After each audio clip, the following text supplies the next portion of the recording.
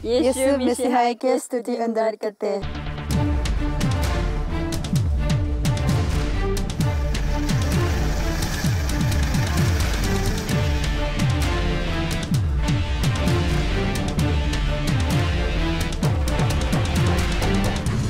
Welcome to Assam Mission.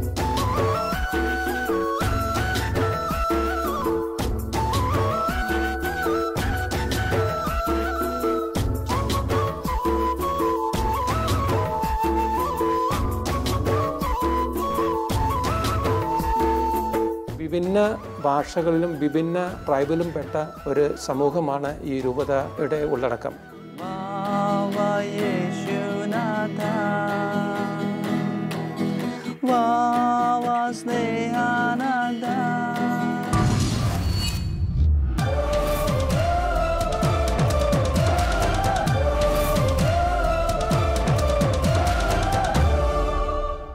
ക്രിസ്തുവിൽ പ്രിയപ്പെട്ട മാതാപിതാക്കളെ, സഹോദരങ്ങളെ, കുഞ്ഞുമക്കളെ, നിങ്ങളെല്ലാവരെയും ഇന്ത്യയുടെ വടക്കുകിഴക്കൻ സംസ്ഥാനങ്ങളിൽ കിടക്കുന്ന ആസാമിലെ ഡിഫു മിഷനിലേക്ക് ഞാൻ ഹാർദവമായിട്ട് സ്വാഗതം ചെയ്യുന്നു.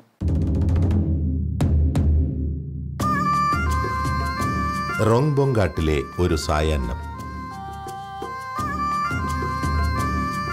ഈ ദിവസത്തെ രണ്ടാം പാദത്തിലുള്ള മിഷൻ പ്രവർത്തനം ഇവിടെ തുടങ്ങുകയാണ്. താഴ്വരയിൽ മിഷൻ സ്റ്റേഷന് അല്പം അകലെയുള്ള ഒരു ഗ്രാമത്തിലേക്കാണ് ഈ യാത്ര. കേരളത്തിൻ്റെതെന്ന് തോന്നിപ്പിക്കുന്ന ഭൂപ്രകൃതി, കാഴ്ചയിൽ ആൾക്കാരുടെ ലക്ഷണ വ്യത്യാസമൊഴിച്ചാൽ ഈ പച്ചപ്പും ഭംഗിയുമെല്ലാം നമ്മുടെ കേരളത്തിൻ്റെതു തന്നെ.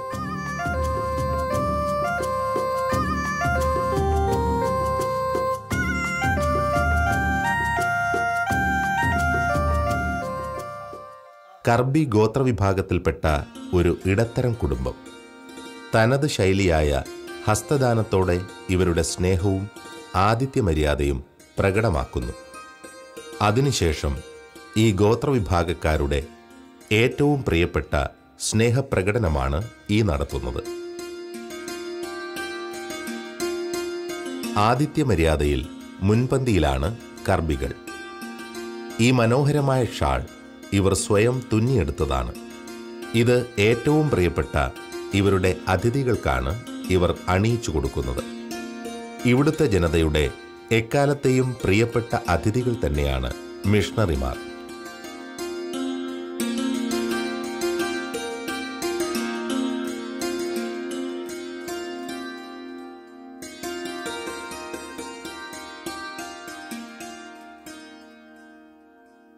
സെൻറ്റ് ഫ്രാൻസിസ് സേവ്യർ ഇടവകയാണിത്. റൊംബോങ്കാട്ടാണ് ഇതിൻ്റെ സ്ഥലത്തിൻ്റെ പേര്. വിദ്യാഭ്യാസമാണ് ഞങ്ങളുടെ മെയിൻ വേല. അത് കഴിയുമ്പോൾ ഞങ്ങൾ ഈ ഇടവകയിലുള്ള എല്ലാ ഭവനങ്ങളിലും സന്ദർശനത്തിന് പോകും. കുടുംബ കൂട്ടായ്മകളുണ്ട്, അതിൽ ഞങ്ങൾ പങ്കെടുക്കും. അതുപോലെ തന്നെ ഒത്തിരി സോഷ്യൽ സർവീസിൻ്റെ ഭാഗമായി ഒത്തിരി സഹായങ്ങളും എല്ലാം അവർക്ക് ചെയ്തു കൊടുക്കും.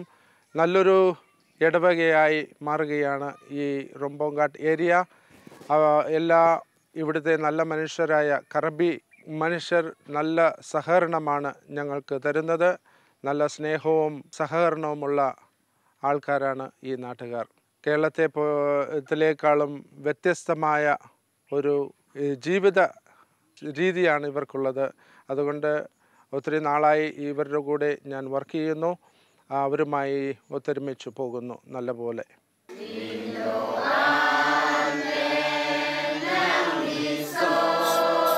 നമ്മുടെ നാട്ടിൽ നടത്തപ്പെടുന്ന പ്രാർത്ഥനാ കൂട്ടായ്മ പോലെ തന്നെയാണെന്ന് തോന്നിപ്പിക്കുന്ന അതേ രീതികൾ. മിക്കവരും അകലെയുള്ള ഗ്രാമാതിർത്തികളിൽ നിന്ന് കാൽനടയായിട്ടാണ് ഇവിടെ എത്തിയിരിക്കുന്നത്. ഭാഗ്യത്തിന് ഇന്ന് ഇവിടെ വൈദ്യുതി ഉണ്ടായിരുന്നതിനാൽ ഈ പ്രാർത്ഥനാ കൂട്ടായ്മ ചിത്രീകരിക്കാൻ തടസ്സമുണ്ടായില്ല.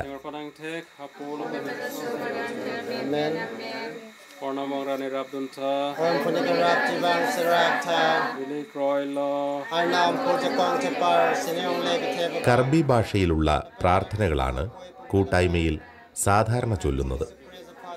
ഒട്ടുമിക്ക വ്യക്തികൾക്കും ഇംഗ്ലീഷ് ഭാഷ അറിയാമെങ്കിലും മിഷണറിമാർക്കും ഇടവകക്കാർക്കും കർബിയിൽ ചൊല്ലാനാണ് ഇഷ്ടം.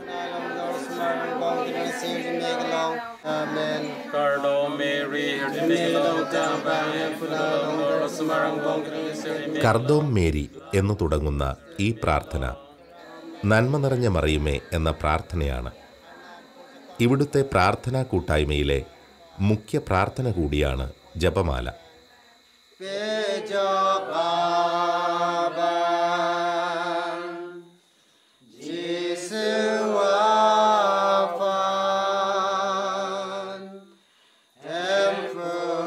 സത്യം പറഞ്ഞാൽ ഈ പ്രദേശമൊന്നാകെ ഒരു ദൈവികമായ ചൈതന്യത്താൽ നിറയുകയായിരുന്നു.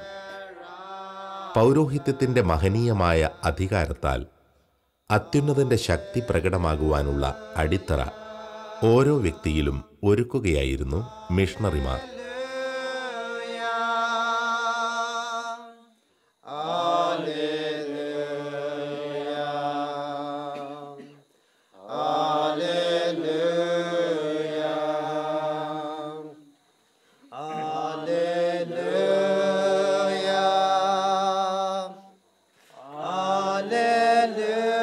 പ്രാർത്ഥനയ്ക്കിടയിലും ചില ദൃശ്യങ്ങൾ പകർത്തിയപ്പോൾ വല്ലാത്ത ഒരു ഗൃഹാതുരത്വം തോന്നി. വർഷങ്ങൾക്ക് മുൻപ് നമുക്കും ഒരു കുട്ടിക്കാലമുണ്ടായിരുന്നല്ലോ. അന്നൊക്കെ അയൽപ്പക്കത്തെ കുട്ടികൾക്കൊപ്പം പ്രാർത്ഥനാവേളയിൽ ഉറങ്ങിപ്പോയിരുന്നതും കളിച്ചു വളർന്നതുമൊക്കെയുള്ള അവ്യക്തമായ ആ പഴയ കാലഘട്ടം മനസ്സിൽ ഉദിച്ചു വന്നു. ഒരു വട്ടം കൂടി അതിലൂടെ ചരിക്കാൻ തോന്നിപ്പിച്ച നിമിഷം.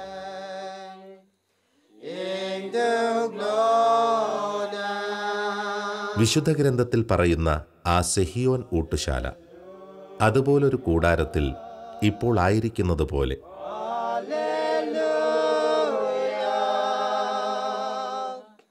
ആത്മാവിനു വേണ്ടിയുള്ള ദാഹം എല്ലാവരിലും പ്രകടമായിരുന്നു.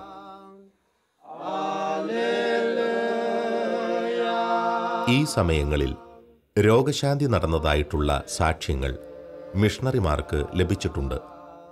ഭൗതിക മനുഷ്യൻ്റെ രീതികളിൽ നിന്നകന്ന്, നാടും വീടും മറന്ന്, കുടുംബാംഗങ്ങളിൽ നിന്നകന്ന് വിദൂരത്തുള്ള ഈ ദേശത്ത് ഒരു മിഷണറിയായി വന്നിരിക്കുന്നത് ഇവരുടെ ആത്മാക്കളെ തേടിയാണ്, ഇവരുടെ രക്ഷയ്ക്ക് വേണ്ടിയാണ്. ഇവരിലാരും തന്നെ സംഗീതം അഭ്യസിച്ചിട്ടില്ല. എന്നിട്ടും എത്ര മനോഹരമായിട്ടാണ് തങ്ങളുടെ ദൈവത്തിനായി ഇവർ ഗാനമാലപിക്കുന്നത്.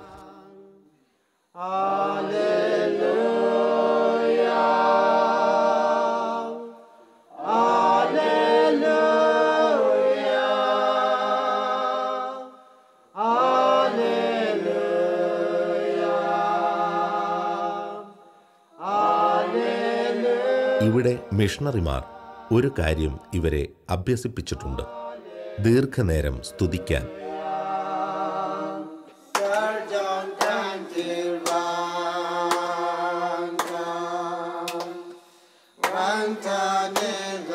ചിലപ്പോൾ മടുപ്പ് പോലും തോന്നാതെ വളരെ നേരം ഇവർ സ്തുതിക്കാറുണ്ട്, അഭിഷേകത്താൽ നിറയാൻ.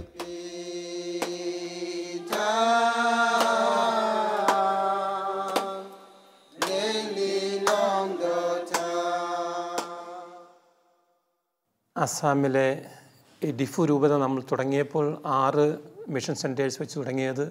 ഇന്ന് നമ്മൾക്ക് 25 മിഷൻ സെൻറ്റേഴ്സ് ഏകദേശം എല്ലാം തന്നെ പാരീഷുകളായിട്ട്, ഇടവകളായിട്ട് നാം എത്തിയിട്ടുണ്ട്. അതുപോലെ തന്നെ 12 അച്ഛന്മാർ വെച്ച് നമ്മൾ തുടങ്ങിയ മിഷൻ ഇന്ന് 72ഓളം അച്ഛന്മാർ ഇന്ന് ഇവിടെ ജോലി ചെയ്യുന്നുണ്ട്. അപ്പോൾ ഈ കഴിഞ്ഞ കാലം കൊണ്ട് വളരെയേറെ വളർച്ചയിലേക്ക് നമുക്ക് എത്താൻ സാധിച്ചിട്ടുണ്ട്. നമുക്ക് മുമ്പോട്ട് നോക്കുമ്പോൾ ഇതിൽ കൂടുതൽ വളർച്ചയ്ക്ക് നമുക്ക് സാധ്യതയുണ്ട്. പക്ഷേ സമർപ്പിതരുടെ അഭാവം, തീർച്ചയായിട്ടും സ്വന്തം ജീവിതം ഈ സുവിശേഷത്തിനും സുവിശേഷ വേലയ്ക്കും വേണ്ടി അർപ്പിക്കുവാനും ആ പൂർണ്ണ അർപ്പണബോധത്തോടു കൂടി ഈ ഇവിടെ ജനതകളുടെ ഇടയിൽ ജോലി ചെയ്യുവാൻ നമുക്ക് കൂടുതൽ അച്ഛന്മാരെയും സന്യസ്തരെയും കൂടുതൽ കിട്ടുകയും അതുപോലെ തന്നെ അതിൻ്റെ കൂടെ തന്നെ നമുക്ക് അതിനായി റിസോഴ്സസ് പല രീതിയിലുള്ള റിസോഴ്സസ് നമുക്ക് ഇവിടെ ഇറക്കാൻ സാധിക്കുമെങ്കിൽ ഈ ഇപ്പോഴത്തെ വളർച്ച നമുക്ക് ഇതിൻ്റെ ഇരട്ടിയാക്കുവാൻ സാധിക്കും. കാരണം ഇത്രയും വിസ്തീർണമായ ഒരു ഏരിയയിൽ കുടുംബങ്ങളിലും എല്ലാ ഗ്രാമങ്ങളിലും എത്തിച്ചേരുവാൻ വളരെ ബുദ്ധിമുട്ടാണ്. നമ്മുടെ അച്ഛന്മാരുടെ എണ്ണം നോക്കുമ്പോഴും അതുപോലെ തന്നെ സന്യസ്തരുടെ എണ്ണം നോക്കുമ്പോഴും നമ്മൾ വളരെ വിരലിൽ എണ്ണാൻ മാത്രമുള്ള സംഖ്യ മാത്രമേ നമുക്കുള്ളൂ. അപ്പോൾ ഇങ്ങനെയുള്ള ക്രിസ്തീയ കുടുംബങ്ങളാണ് നമ്മുടെ ഈ സുവിശേഷ പ്രഘോഷണത്തിന് മുമ്പോട്ട് കൊണ്ടുപോകുന്നതും അവരാണ് കൃത്യമായിട്ട് ഇതിനകത്ത് നമുക്ക് ഫലം പുറപ്പെടുവിക്കുന്നത്. അപ്പോൾ അതുകൊണ്ട് ഈ രൂപതയുടെ അടിസ്ഥാനപരമായിട്ടുള്ള ജോലി എന്ന് വെച്ച് കഴിഞ്ഞാൽ ഇപ്പോൾ ഈ സുവിശേഷം സ്വീകരിക്കുകയും വിശ്വാസത്തിലേക്ക് വന്നവരുടെ വിശ്വാസത്തെ ദൃഢപ്പെടുത്തുക, അവരുടെ വിശ്വാസത്തെ വളർത്തുവാനായിട്ട് നമുക്ക് എന്തൊക്കെ സാധിക്കും, ആ വളർച്ചയിലേക്ക് നമ്മൾക്ക് എങ്ങനെ അവരെ നയിക്കാൻ സാധിക്കും, അവർക്ക് ആ വളർച്ചയ്ക്ക് ആവശ്യമായ ഘടകങ്ങൾ നമുക്ക് എങ്ങനെ അവർക്ക് പ്രദാനം ചെയ്യാൻ സാധിക്കും. അവിടെയാണ് നമ്മുടെ രൂപതയുടെ പ്രത്യേകിച്ച് ഔദ്യോഗികമായ രൂപതയുടെ പ്രവർത്തനങ്ങൾ കേന്ദ്രീകരിച്ചിരിക്കുന്നത്.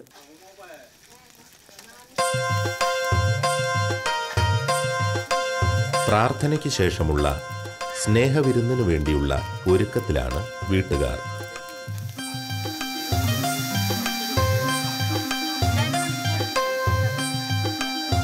മിഷണറിമാരുടെ സ്നേഹവായ്പോടെയുള്ള സഹകരണം ഇവിടുത്തെ ജനങ്ങളെ വല്ലാതെ സ്പർശിച്ചു.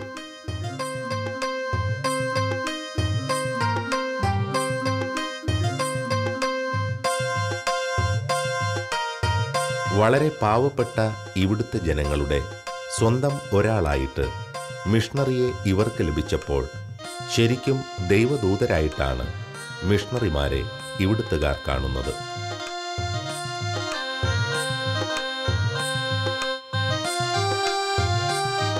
ഹൃദയവിശുദ്ധിയുള്ളവർ ഭാഗ്യവാന്മാർ, എന്തെന്നാൽ അവർ ദൈവത്തെ കാണും.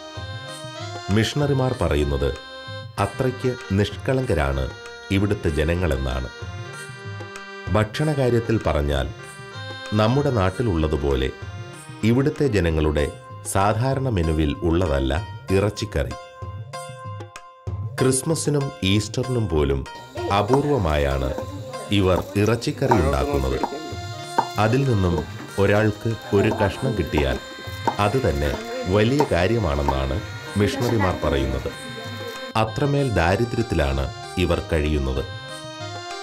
കർബി ഗോത്രവിഭാഗക്കാരുടെ ഇറച്ചിക്കറിക്കുമുണ്ട് പ്രത്യേകത. അതുണ്ടാക്കുന്ന രീതി, അതിനുവേണ്ട സാമഗ്രികൾ, അതുമൂലമുണ്ടാകുന്ന പ്രത്യേക രുചി എല്ലാം നമുക്ക് ഒരു പുത്തൻ അനുഭവം സമ്മാനിക്കും.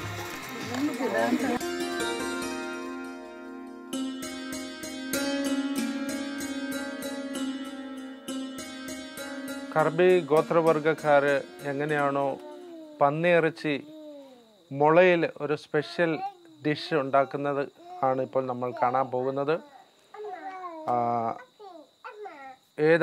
അതിഥികൾ വന്നാലും അവർ ഇങ്ങനെ ഒരു സ്പെഷ്യൽ ഉണ്ടാക്കി അവരുടെ ജീവിത രീതിയോട് അനുബന്ധിച്ചുള്ള ഒരു പാചകമാണിത്. ആദ്യം അവർ മുളയൊക്കെ റെഡിയാക്കി വെച്ചിരിക്കുകയാണ്. പിന്നെ പന്നിയിറച്ചി കണ്ടിച്ചു വെച്ചിട്ടുണ്ട്. അതിന് വേണ്ട മസാലകളെല്ലാം റെഡിയാണ്. അപ്പോൾ ഇങ്ങനെ പാചകം ഉണ്ടാക്കുന്ന രീതി നമ്മളെ കാണിക്കാൻ പോവുകയാണ്. ആദ്യം പന്നിയിറച്ചി ഒരു പ്രത്യേകമായ ഒരു ഇലയിൽ വിതറിച്ച് അതൊരു മസാല ഇലയാണ്. ഇവരുടെ ഒരു പ്രത്യേക ഒരു മസാല ഇലയാണ് അവരത് കൂട്ടി ചെയ്യുന്നത്. പിന്നെ എള്ള് പൊടിച്ചതാണ് ആ കറുത്തതായിട്ട് കാണുന്നത്. അവരുടെ ഭാഷയിൽ നെമ്പോ എന്ന് പറയും, നെമ്പോ. പിന്നെ അവർ ഇതിൻ്റെ അകത്ത് ഇഞ്ചി മിക്സ് ചെയ്യാണ്. ഇഞ്ചി ചതച്ചെടുത്തത് മിക്സ് ചെയ്യുന്നു. പിന്നെ അതിൻ്റെ കൂടെ കുറച്ച് ഉപ്പ് ചേർക്കും.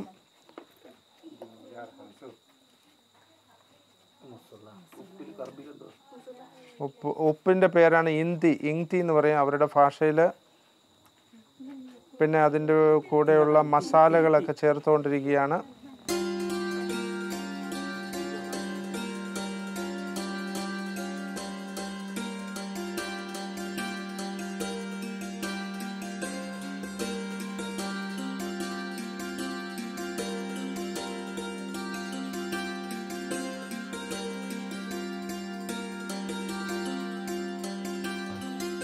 നമ്മളെ കേരളത്തിലൊക്കെ ഉപയോഗിക്കുന്ന പുട്ടുകുറ്റിയുടെ ഒരു രൂപശൈലിയാണ്.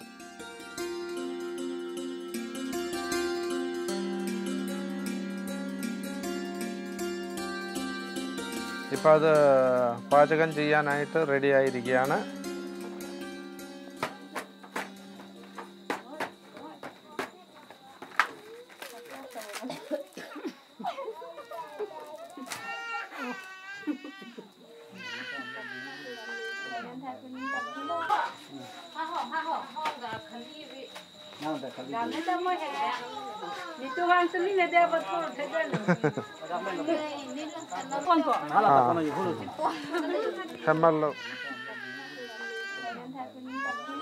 ഇപ്പോൾ ഇത് കുക്ക് ചെയ്യാനായിട്ട് ഇറച്ചി കിച്ചണിലേക്ക് കൊണ്ടുപോവാണ്. മിഷണറിമാർ പറയുന്നത് ഇന്നത്തെ പ്രാർത്ഥനാ കൂട്ടായ്മയ്ക്ക് എല്ലാവർക്കും ഇറച്ചിക്കറിയുള്ളതിൻ്റെ സന്തോഷത്തിലും ആവേശത്തിലുമാണെന്നാണ്. നമ്മുടെ നാട്ടിൽ പണ്ട് മാസത്തിൽ 1-2 പ്രാവശ്യമുള്ളത് ആഴ്ചയിൽ ഒരിക്കലായി. ദാ ഇപ്പോൾ ഇന്ന ദിവസമെന്നില്ല. എപ്പോൾ ആഗ്രഹിക്കുന്നോ അപ്പോൾ നമ്മുടെ വീടുകളിൽ ഇറച്ചി വിഭവം റെഡി. പക്ഷേ ഇവിടുത്തെ സ്ഥിതി മറിച്ചാണ്. ആണ്ടിലൊരിക്കൽ ഉണ്ടാക്കിയെങ്കിൽ ഉണ്ടാക്കി. ഇന്ന് ഇവിടെ ദൈവം അനുഗ്രഹിച്ച ദിവസമാണെന്നാണ് മിഷണറിമാർ പറയുന്നത്. നമ്മൾ ആ മുളയിൽ റെഡിയാക്കിയ ഇറച്ചി ഇപ്പോൾ പാചകം ചെയ്യാനായിട്ടുള്ള തീ കൂട്ടിക്കൊണ്ടിരിക്കുകയാണ്. ഉടനെ തന്നെ ഇനി ആ തീയുടെ സൈഡിൽ ഈ മുള റെഡിയാക്കിയ മുള വയ്ക്കുന്നതായിരിക്കും. ഈ കറിയുടെ പേരാണ് ഓക്കിമോങ് ഇവരുടെ. അപ്പോൾ തീയുടെ പൊക്കത്തിലേക്ക് ഈ മുള വെച്ചിരിക്കുകയാണ്. ഇനി അത് കുക്ക് ചെയ്തും ഈ മുള കരിഞ്ഞ് അതിൻ്റെ അകത്തുള്ള ഇറച്ചി നല്ലപോലെ വേവിക്കും.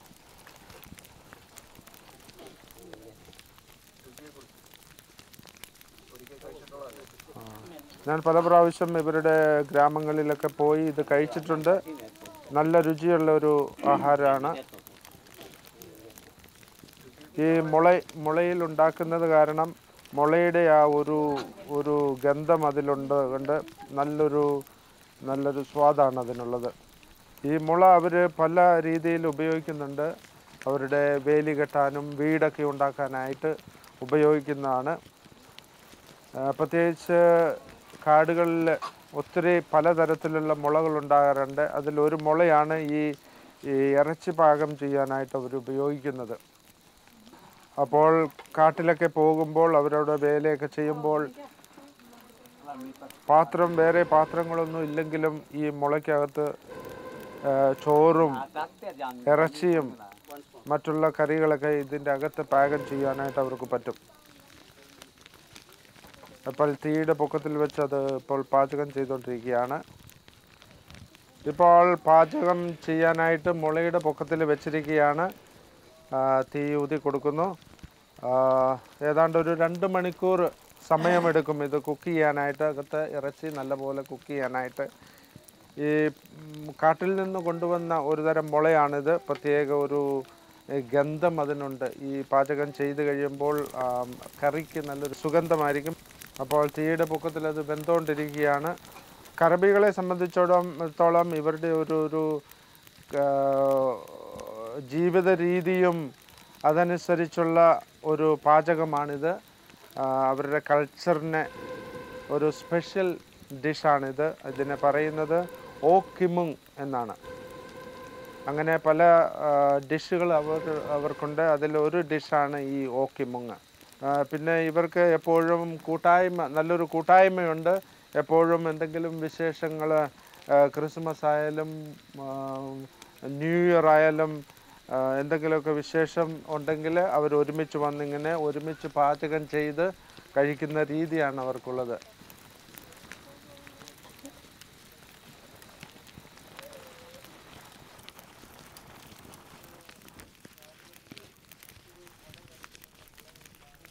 പൂർണ്ണമായി വെന്ത് കിട്ടാൻ ഏകദേശം 2 മണിക്കൂർ ഇങ്ങനെ വേവിച്ചെടുക്കുന്നു.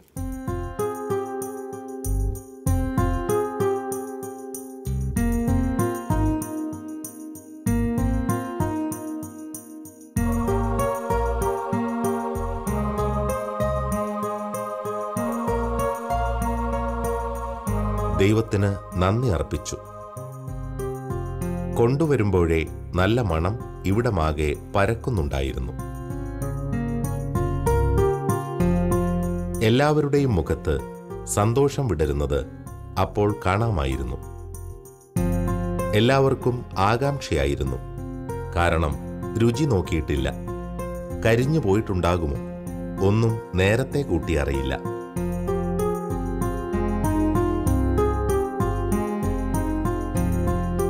നമ്മളുണ്ടാക്കിയ സ്പെഷ്യൽ പന്നിക്കറി ഇപ്പോൾ ആ മുളയ്ക്കകത്ത് നിന്ന് പുറത്തേക്ക് എടുത്തിട്ടുണ്ട്. നല്ലൊരു സുഗന്ധം കിട്ടുന്നുണ്ട് അതിന്. അതൊരു പ്ലേറ്റിലേക്ക് പകർത്താൻ പോവാണ്. ഇപ്പോൾ ഈ കുടുംബം ഒരുക്കിയിരിക്കുന്ന ഈ സ്നേഹവിരുന്നിൽ ഞങ്ങൾ പങ്കെടുക്കാൻ പോവുകയാണ്. എല്ലാ ഡിഷുകളും ചോറും എല്ലാം റെഡിയാണ്.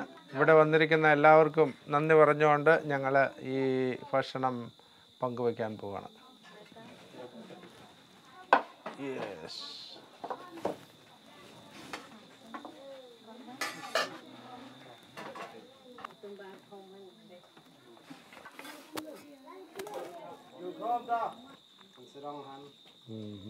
മുളയിലുണ്ടാക്കിയ സ്പെഷ്യൽ പന്നിക്കറി ഓക്കിമും റെഡി ആയിരിക്കുന്നു.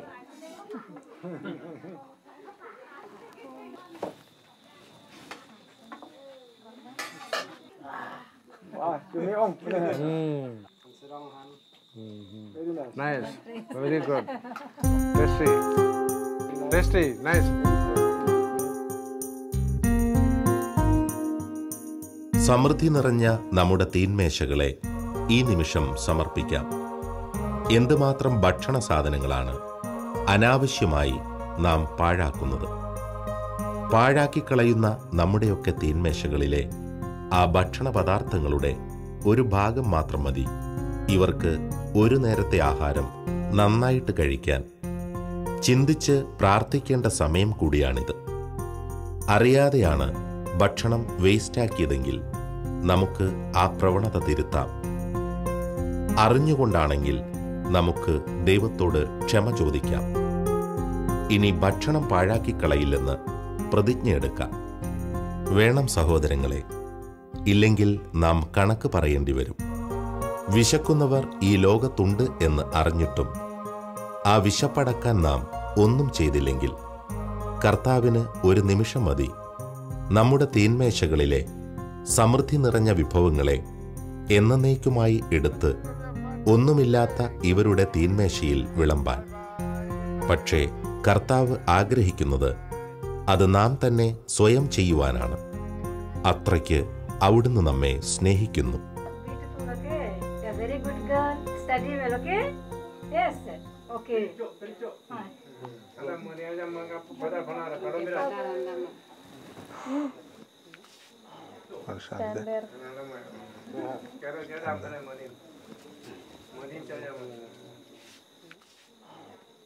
Let us pray. Good loving Father. ഇന്നേ ദിവസം എല്ലാം ഭംഗിയായി ക്രമീകരിച്ചു തന്ന അത്യുന്നതന് നന്ദി അർപ്പിക്കുകയാണ് ഇവിടെ. എല്ലാം അവിടുത്തെ കരുണയാണെന്ന് ആസാം മിഷന് നല്ല ബോധ്യമുണ്ട്. ഓരോ ദിവസത്തെ മിഷൻ പ്രവർത്തനം നടത്തുന്ന വിധങ്ങളോർത്ത് സദാ നന്ദി അർപ്പിക്കുന്ന മിഷണറിമാരാണ് ഇവിടെയുള്ളത്. ഈ കുടുംബത്തിനു വേണ്ടിയും പ്രാർത്ഥനകൾ നേർന്നതിനു ശേഷമേ ഇവർ ഇറങ്ങുകയുള്ളൂ. As you wish them to do. We make this prayer through Christ our Lord. Amen. May Almighty God bless you in the name of the Father, the Son, and the Holy Spirit. Amen.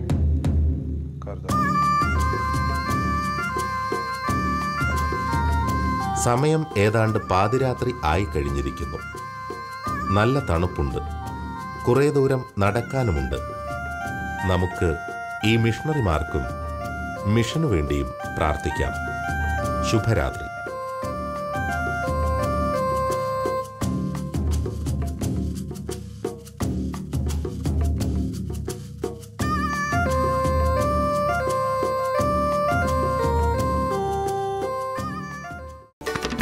There's a beautiful place in the world, Northeast India. There is beast and magic in the air, Northeast India. From from the Terab to the Terai, from Brahmaputra to Himalaya. Oh, there is mystery of this place, colorful history of all its rays. Oh, come and see this land and feel its emotions. There's love in every heart. It's a paradise on earth, yeah. Northeast India.